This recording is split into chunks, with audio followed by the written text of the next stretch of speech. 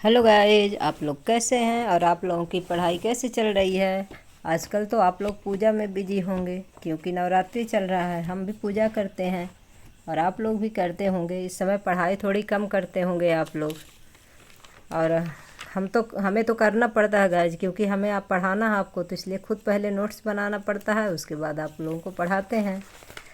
आप लोग भी मेहनत करिए, जब पढ़ने बैठिए तो अपनी बुक से ले लीजिए, नोट्स बुक ले लीजिए और जो इम्पोर्टेंट लगे उसे आप नोट करते चलिए, क्योंकि नहीं तो फिर जो चीज़ छोड़ देंगे ना वो छूटे ही रह जाता है। ऐसे लगता है बाद में कवर कर लेंगे गाइज, लेकिन वो कवर नहीं हो पाता। चलिए अब स्टार्ट करते हैं अपन इसका सेकंड पार्ट। फर्स्ट पार्ट अपन कंप्लीट कर लिए थे।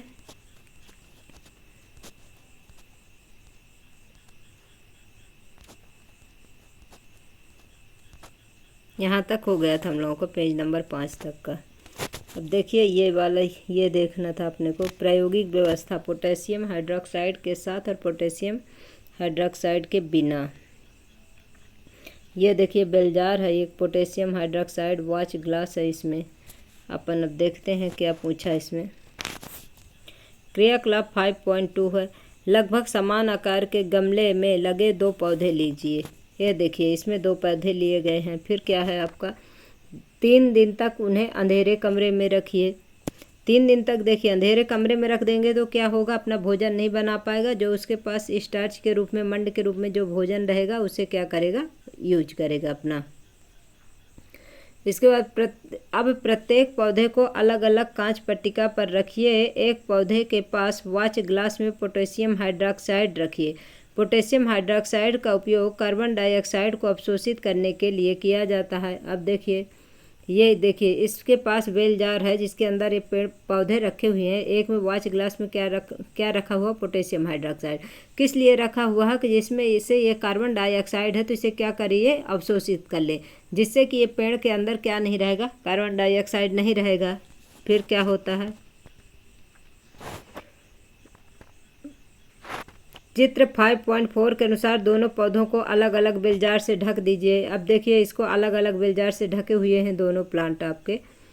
फिर इसके बाद क्या है, जार के तले को सील करने के लिए कांच पट्टिका पर वैसलीन लगा देते हैं। इससे प्रयोग वायुरोधी हो जाता।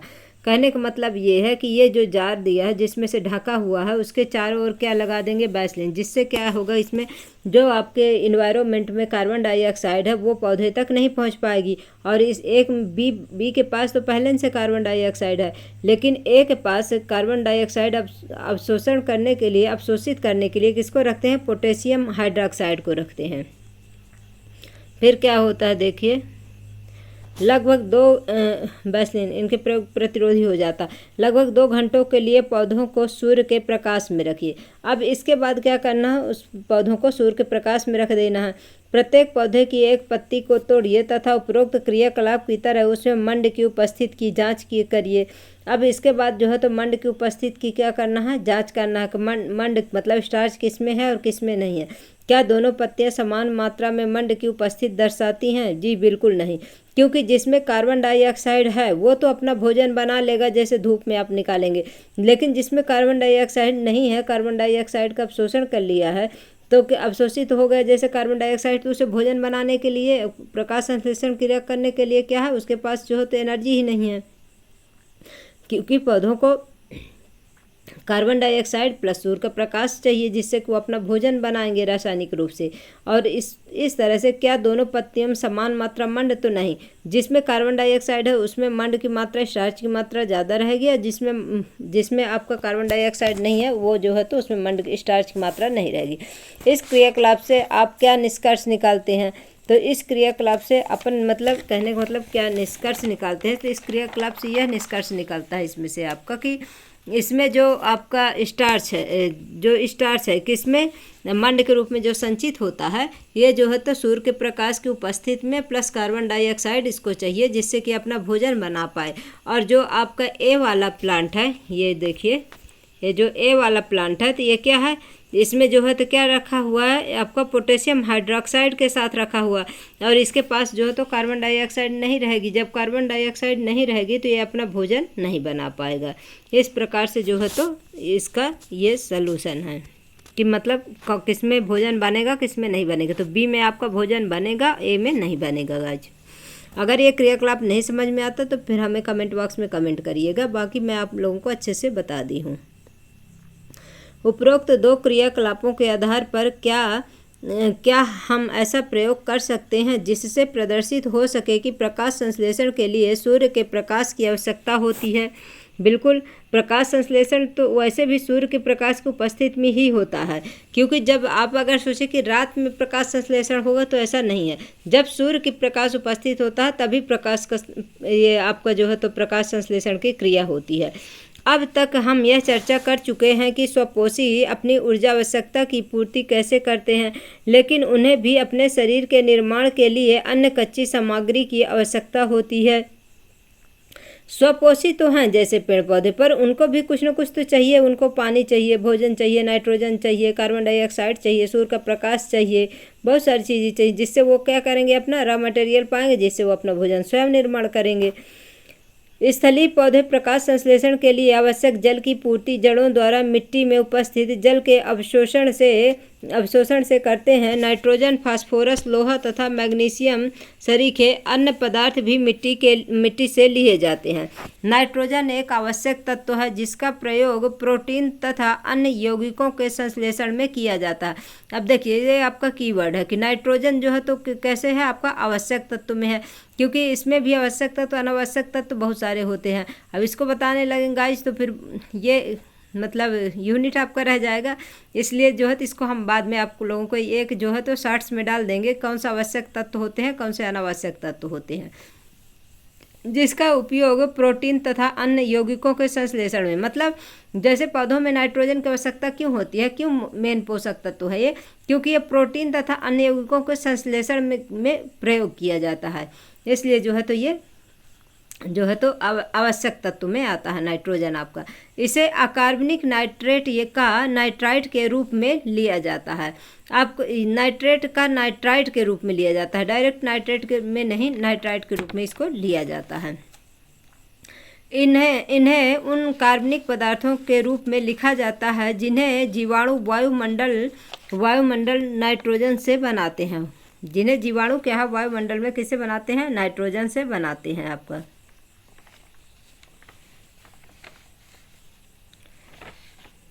आपका ये जो क्या है नाइट्रेट है, इसका फार्मूला लिख लीजिए, नाइट्रेट और नाइट्राइट का। नाइट्रेट का फार्मूला होता है NO3 होता है, और नाइट्रेट का जो है आपका जो नाइट्रेट का NO3 होता है, नाइट्राइट का आपका NO2 होता है। दोनों में ये डिफरेंट है कि जो नाइट्रेट होता है उसमें 3 ऑक्सीजन परमाणु होते हैं और 1 नाइट्रोजन होता है आपका। नाइट्राइट में 1 नाइट्रोजन और 2 ऑक्सीजन परमाणु होते हैं।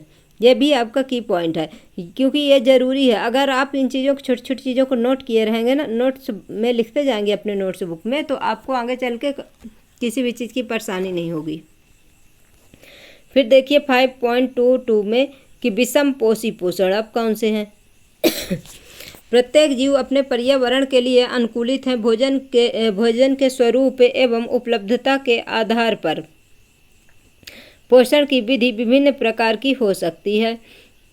इसके अतिरिक्त यह जीव को भोजन ग्रहण करने के ढंग पर भी निर्भर करती है। सॉरी, एग्जाम्पल के लिए यदि भोजन स्रोत अचल जैसे कि घास है या गतिशील जैसे कि हिरण है, दोनों प्रकार के भोजन का अधिगम का तरीका भिन्न भिन्न है तथा गाय व शेर किस पोषक उपकरण का उपयोग करते हैं।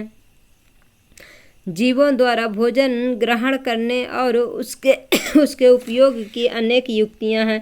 कुछ जीव भोज्य पदार्थों का विघटन शरीर के बाहर ही कर देते हैं और तब उसका अवशोषण करते हैं, जैसे फफूंदी है, ईस्ट तथा मशरूम आदि कवक इसके क्या हैं, उदाहरण हैं। जैसे आपको मान लीजिए कि यह हो कि भोज्य पदार्थों का विघटन जो शरीर के बाहर करते हैं उनका मतलब क्या है एग्जाम्पल, तो उसका एग्जाम्पल है फफूंदी है, ईस्ट है, मशरूम है, कवक है। ये किसका उदाहरण है आपका, जो शरीर के बाहर भोजन का विघटन करते हैं। अन्य जीव संपूर्ण भोज्य पदार्थ का अंतर्ग्रहण करते हैं। जैसे हम लोग क्या है भोजन का अंतर्ग्रहण करते हैं, मतलब खा लेते हैं अंदर जो है, तो जैसे गाय हो गई, आपका बकरी हो गई, हम लोग मतलब हो गए जो और जीव जंतु हैं। तथा उनका पाचन शरीर के अंदर होता है। जैसे हम लोगों का क्या होता है, पाचन शरीर के अंदर होता है। अब देखिए, जीव द्वारा किसी भोजन का अंतर्ग्रहण किया जाए तथा उसके पाचन की विधि उसके शरीर की अभिकल्पना तथा कार्यशैली पर निर्भर करती है। मतलब पाचन किसके ऊपर डिपेंड करता है, जो बॉडी की बनावट होगी, संरचना होगी, उसके ऊपर डिपेंड करेगी। बॉडी किस प्रकार से कार्य करती है उसके ऊपर डिपेंड करेगा। घास, फल, कीट, मछली या मृत खरगोश खाने वाले जंतुओं के अंतर के बारे में आप क्या सोचते हैं? कुछ अन्य जीव पौधों और जंतुओं को बिना मारे उनसे पोषण प्राप्त करते हैं। यह पोषण युक्त अमरबेल, किलनी, जूल, लीच तथा फीताकृमि सरीखे बहुत से जीवों द्वारा प्रयुक्त होती हैं। देखिए, अब इसको भी आप लिख सकते हैं, जैसे कि पोषण युक्त करने का मतलब बिना मारे, मतलब जीव को बिना नुकसान पहुंचाए ही अपना भोजन ग्रहण करते हैं। तो ऐसे कौन से जो है तो जंतु या पौधे आते हैं? तो पोषण युक्त कौन है? अमरबेल है आपका, किलनी, जूल, लीच और फीताकृमि है। ये क्या है आपका? ये जीवों से ही जो है तो परजीवी है, मतलब ये जीवों से अपना भोजन प्राप्त करते हैं, किंतु जीवों को मार करके नहीं। जीव अपना पोषण कैसे करते हैं? अब देखिए, इधर क्या केंद्रक है, खाद्य कण है, ये अमीबा का है। देखिए, जिधर जिस साइड भोजन रहता है उसी साइड जो होता है यह अपना पादाभ अथवा कूटपाद बढ़ाता है और भोजन को क्या करता है, भोजन के कण को अंदर कर लेता है। फिर इसके बाद जो है तो उसको पचा डालता है। जीव अपना पोषण कैसे करते हैं? क्योंकि भोजन और उसके अंतर्ग्रहण की विधि भिन्न है, अतः विभिन्न जीवों में पाचन तंत्र भी भिन्न है। एक कोशिकीय जीवों में भोजन संपूर्ण सतह से लिया जा सकता है, लेकिन जीव की जटिलता बढ़ने के साथ साथ विभिन्न कार्य करने वाले अंग विशिष्ट हो जाते हैं। उदाहरण के लिए जैसे अमीबा क्या है, एक कोशिकीय है, सतह से उंगली जैसे अस्थायी प्रवर्ध की मदद से भोजन ग्रहण करता है। ये देखिए यहाँ पर किस प्रकार से उंगली जैसे संरचना बनाता है और भोजन को इसमें फंसा लेता है।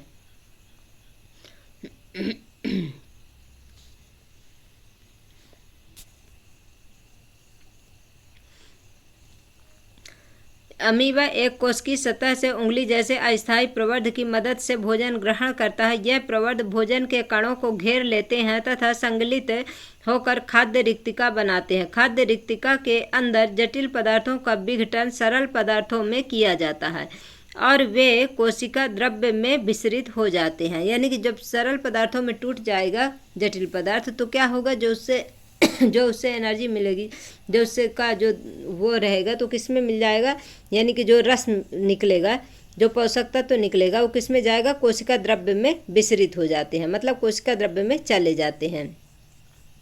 बचा हुआ अपच पदार्थ कोशिका की सतह की ओर गति करता है। फिर जो अपच पदार्थ रहेगा यानी सॉलिड भाग रहेगा तो क्या करेगा, कोशिका की ओर चला जाएगा तथा शरीर से बाहर निष्कासित कर दिया जाता है। मतलब फिर उसमें से जो है तो उसका पोषक तत्व लेने के बाद जो उसका अपशिष्ट पदार्थ उसे क्या किया जाएगा, बाहर निकाल दिया जाएगा। पैरामीशियम भी एक कोशिकीय जीव है। आपको एक कोशिकीय जीव में अमीबा पैरामीशियम दोनों है। इसकी कोशिका का एक निश्चित आकार होता है तथा भोजन एक विशिष्ट स्थान से ही ग्रहण किया जाता है। भोजन इस स्थान तक पश्चाभ्य की गति द्वारा पहुंचता है जो कोशिका की पूरी तरह से ढके रहता है। यानी कि जो आपका पैरामीशियम उसमें सिलिया होते हैं और वो जो है तो उसी से क्या करता है, अपना गति करता है। फिर मनुष्य में पोषण देखिए किस प्रकार से होता है। आहार नाल मूल रूप से मुंह से गुदा तक विस्तारित एक लंबी नली है। अभी ये भी नोट करना। चित्र 5.6 में हम इस नली के विभिन्न भागों को देख सकते हैं। जो भोजन हमारे शरीर में एक बार प्रविष्ट हो जाता है उसका क्या होता है, हम यहाँ इस प्रक्रम की चर्चा करते हैं। अब देखिए क्रियाकलाप 5.2 में क्या कि 1 ml क्या लेते हैं, मंड का घोल लेते हैं, यानी स्टार्च का घोल लेते हैं। 1% 2 परख नलियों में ए तथा बी में लीजिए। परख नली ए में 1 ml क्या करिए, लार डालिए तथा दोनों परख नलियों को 20 से 30 मिनट तक शांत छोड़ दीजिए। मतलब 2 परख नली लेना है आपको और एक में क्या डाल देना है, मंड डाल देना है और दूसरे में क्या डालना है, आपको लार डालना है। अब प्रत्येक परख नली में कुछ बूंद तनु आयोडीन के घोल डालिए। इसके मतलब इसमें क्या करना है, स्टार्च का परीक्षण करना है, आपका मंड का परीक्षण करना। किस परख नली में आपको रंग में परिवर्तन दिखाई दे रहा है, मतलब किसमें परिवर्तन दिखाई देगा। तो देखिए जिसमें आप मंड लेंगे उसमें परिवर्तन दिखाई देगा, क्योंकि उसमें स्टार्च है आपका। जैसे क्या बोला है कि एक परख नली ए में 1 ml लार डालिए, यानी कि बी में जो है तो आपका क्या है चेंजेस दिखाई देगा, क्योंकि बी में क्या प्रेजेंट है आपका मंड यानी कि स्टार्च प्रेजेंट है। और जो ए है, ए परख नली है, उसमें क्या बोला है लार डालने के लिए। लार में क्या होता है, जो मुख के अंदर अपने एमाइलेज पाया जाता है उसको क्या करता है, जो आपका मंड है, जो कुछ जो अपन खाते हैं उसको किस में बदल देता है, शर्करा में बदल देता है। इसीलिए जो है तो क्या है, जो ए परख नली होगी तो उसमें क्या होगा आपका, उसमें जब परीक्षण आयोडीन के घोल डालेंगे तो उसके कलर में कोई परिवर्तन नहीं होगा। जो बी आपका जो बी आपकी परख नली होगी उसमें जो है तो परिवर्तन काला या नीला उसमें क्या दिखाई देगा, कलर दिखाई देगा। दोनों परख नलियों में मंड की उपस्थिति के बारे में यह क्या इंगित करता है दोनों परख नलियों में आपके ए में जो है तो मंड प्रेजेंट नहीं होगा, क्योंकि उसमें शर्करा है, लार डालते हैं तो, क्योंकि लार जो है तो भोजन को किस में बदल देता है, शर्करा में बदल देता है। और आपके जो बी वाला है तो उसमें क्या है स्टार्च है, तो यह लार की मंड पर क्रिया के बारे में क्या दर्शाता है। डिस्टर्ब हो रहा गाइज, थोड़ा खांसी आने लगती है, इसलिए जो है तो अब पढ़ने में थोड़ा प्रॉब्लम होती है, बट फिर भी अच्छे से अपन समझा रहे हैं। तो इसमें से क्या है मेन, इसका मतलब यह है कि मंड का परीक्षण किस प्रकार से करते हैं, तो वह हमने आपको समझा दिया। और अगर नहीं समझ में आता तो आप हमें फिर से बताइए, हम फिर से बताएंगे आपको।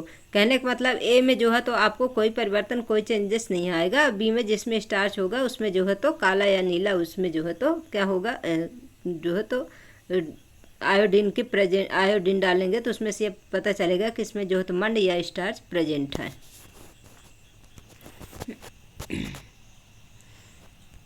अब देखिए यहाँ पर जिह्वा है, मुख गुहा है, किस प्रकार से बॉडी की संरचना, मानव का पाचन तंत्र जो है तो देखिए ये यहाँ से मुख से लेकर जो है तो बड़ी आंत तक ये जो है तो लार्ज इंटेस्टाइन।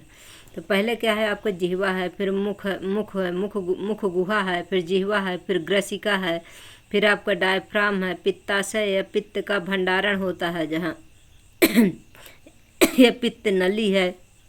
और यहाँ पर क्या है ये लीवर है, ये क्या है लीवर है आपका। और यहाँ पर क्या है ये अग्नाशय है, इसके नीचे अमाशय के नीचे क्या है आपका अग्नाशय है। और अमाशय के ऊपर इस साइड जो है तो लेफ्ट साइड आपका है क्या है आपका ये है लीवर है। और आपका क्या है परसेसिका, ये जो है तो अपेंडिक्स जो होती है ये परसेसिका है। और ये क्या है गुदाद्वार या एनस है। बृहदांत्र या कोलन है यहाँ पर। ये क्या है क्षुद्रांत्र है, यानी छोटी आंत, स्मॉल इंटेस्टाइन है आपका।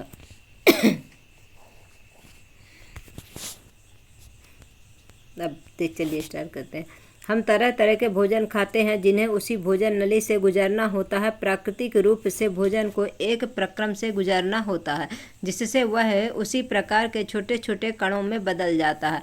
इसे हम दांतों से चबा कर पूरा कर लेते हैं। क्योंकि आहार का स्तर बहुत कोमल होता है अतः भोजन को गीला किया जाता है ताकि इसका मार्ग आसान हो जाए। जब हम अपनी पसंद का कोई पदार्थ खाते हैं तो हमारे मुंह में पानी आ जाता है। यह वास्तव में केवल जल नहीं है, यह लाला ग्रंथि से निकलने वाला एक रस है जिसे क्या बोलते हैं लाला रस लाला रस या लार कहते हैं।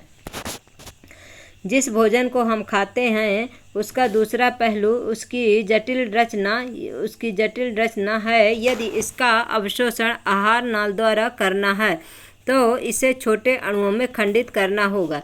यह काम जैव उत्प्रेरक द्वारा किया जाता है जिन्हें हम क्या कहते हैं एंजाइम कहते हैं। मतलब कि कोई भी क्रिया कराने के लिए क्या आपने कुछ आवश्यकता पड़ती है जैव उत्प्रेरक बोले तो एंजाइम की। लार में भी एक एंजाइम होता है जिसे लार एमाइलेज कहते हैं। यह मंड जटिल अणु को सरल शर्करा में खंडित कर देता है। भोजन को चबाने के दौरान पेशीय जिह्वा भोजन को लार के साथ पूरी तरह मिला देती है। आहार नली के हर भाग में भोजन की नियमित रूप से गति उसके सही ढंग से प्रक्रमित होने के लिए आवश्यक है। यह क्रमाकुंचक गति पूरी भोजन नली में होती है। मुंह से आमाशय तक भोजन ग्रसिका या इसोफेगस द्वारा ले जाया जाता है। आमाशय एक बृहद अंग है। आमाशय क्या है? एक बड़ा अंग है, बृहद अंग है, जो भोजन के आने पर फैल जाता है।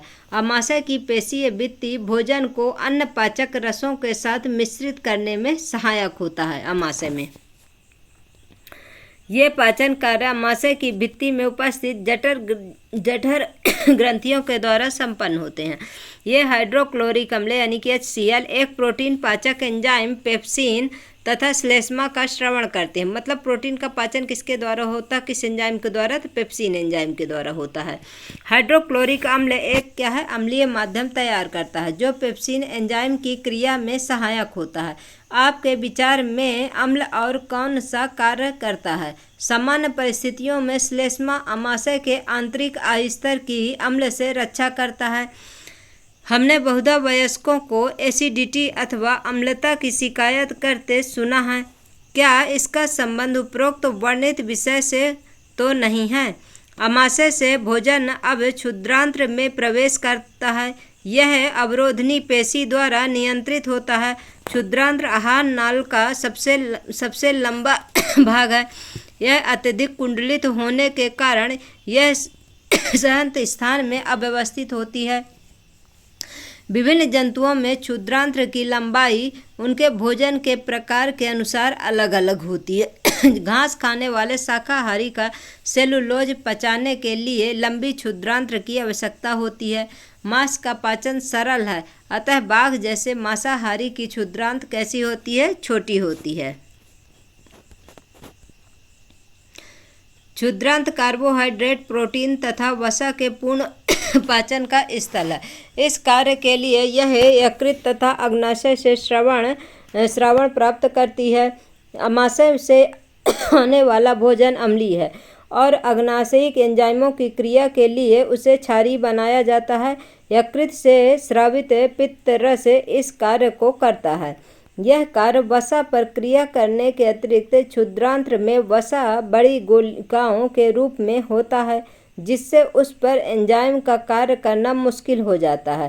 पित्त लवण उन्हें छोटी गोलिकाओं में खंडित कर देता है। यानी कि जो वसा की जो बड़ी बड़ी गोलिकाएं होती हैं, मतलब जो गोला के रूप में होते हैं, उन्हें पित्त रस क्या करता है? छोटे छोटों में खंडित कर देता है, जिससे एंजाइम की क्रियाशीलता बढ़ जाती है।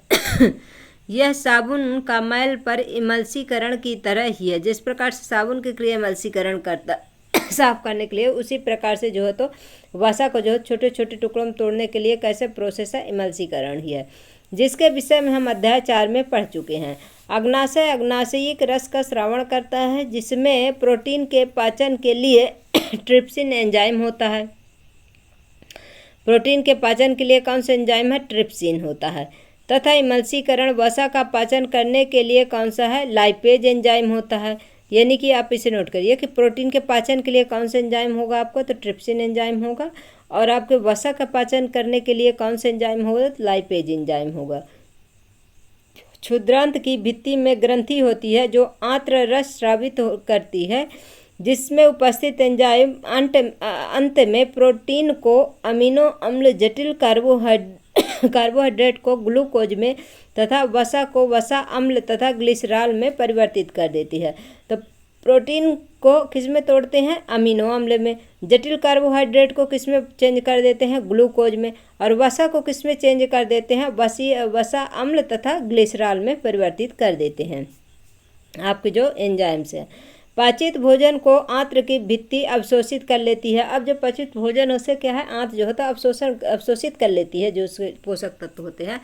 क्षुद्रांत के आंतरिक स्तर पर अनेक अंगुली जैसे प्रवर्ध होते हैं, जिसे क्या बोलते हैं? बिलाई बोलते हैं, जिन्हें दीर्घ रोम कहते हैं। ये अवशोषण का सतही क्षेत्र बढ़ा देते हैं। दीर्घ रोम में रुधिर वाहिकाओं की बहुतायत होती है, जो भोजन को अवशोषित करके शरीर की प्रत्येक कोशिका तक पहुंचाते हैं। यहाँ इसका उपयोग ऊर्जा प्राप्त करने, नए ऊतकों के निर्माण और पुराने ऊतकों की मरम्मत में होता है। बिना पचा भोजन बृहदांत्र में भेज दिया जाता है। जो बिना पचा भोजन उसे कहाँ जो है तो बड़ी आंत में भेज दिया जाता है। यानी कि आपका स्मॉल इंटेस्टाइन से किस में भेजा जाएगा? आपका जो तो बड़ी आंत में भेजा जाएगा, लार्ज इंटेस्टाइन में। जहाँ पर दीर्घ रोम इस पदार्थ से जल का जो वो जल रहता है उसका क्या करते हैं, विलायक जो होते हैं उसको अवशोषित कर लेते हैं, अवशोषण कर लेते हैं। अन्य पदार्थ गुदा द्वारा शरीर के बाहर कर दिया जाता है, यानी कि जो अवशेष बचेगा उसे क्या करेंगे, एनस मार्ग द्वारा बाहर निकाल दिया जाता है। इस वर्ज्य पदार्थ का बहिक्षेपण या गुदा अवरोधनी द्वारा नियंत्रित किया जाता है। मतलब इसको जो है तो रोकने के लिए किसको, अवरोधनी को, मतलब ये बहिक्षेपण गुदा के द्वारा क्या करते हैं, उसको अवरोधनी द्वारा इसे नियंत्रित करते हैं। मतलब कि इसको जो है तो ऐसा नहीं है कि बस छोड़ दिए। गाइज आप लोगों को पढ़ने में मज़ा आ रहा कि नहीं आ रहा, आप लोग कभी कभी कमेंट कर दिया करिए, कम से कम इंसान को थोड़ा सा अच्छा लगे कि हाँ आप लोग पढ़ रहे हैं। क्या आप जानते हैं, अब चलिए देखते हैं क्या हम लोग जानते हैं। दंत क्षरण किस प्रकार से होता है। दंत क्षरण या दंत क्षय इनेमल तथा डेंटिन के सनह सनह मृदुकरण के कारण होता है। इसका प्रारंभ होता है जब जीवाणु शर्करा प्रक्रिया करके अम्ल बनाते हैं, तब इनेमल मृदु या विखनिजीकृत हो जाता है। अनेक जीवाणु कोशिका खाद्य कणों के साथ मिलकर दांतों पर चिपक कर दंत प्लांक बना देते हैं। प्लांक दांत को ढक लेता है, इसलिए लार अम्ल को उदासीन करने के लिए दंत सतह तक नहीं पहुंच पाती। इससे पहले कि जीवाणु अम्ल पैदा करें, भोजन उपरांत दांतों में ब्रश करने से प्लांक हट सकता है। यानी कि ये बोल रहा है कि जैसे आप रात में जब भोजन करके खाली होते हैं तो उसके बाद क्या करना चाहिए, ब्रश कर लेना चाहिए, जिससे क्या होता है, मुंह साफ हो जाता। नहीं तो मुंह का क्या है, अम्ली जो पीएच है तो अम्लीयता बढ़ जाएगी, जिससे क्या है तो मुंह में जो है तो सूक्ष्म जीव पैदा हो जाएंगे और जो है तो मुंह से बदबू आने लगती है। इसके लिए जैसे एक ये भी क्वेश्चन आया करता है कि जो आपका ये दंत मंजन रहे तो वो किस प्रकार का रहता है, किस प्रकृति का रहता है, अम्लीय की क्षारी। तो आपका जो टूथपेस्ट होता है वो क्षारी प्रकृति का होता है, जिससे मुख का क्या है, पीएच जो है तो समान बना रहे। ऐसा नहीं, ज़्यादा अम्लीय होने से दांत सड़ने लगते हैं। इसलिए यदि अनुपचारित रहता है जो तो सूक्ष्म जीव मज्जा में प्रवेश कर सकते हैं तथा जलन व संक्रमण कर सकते हैं।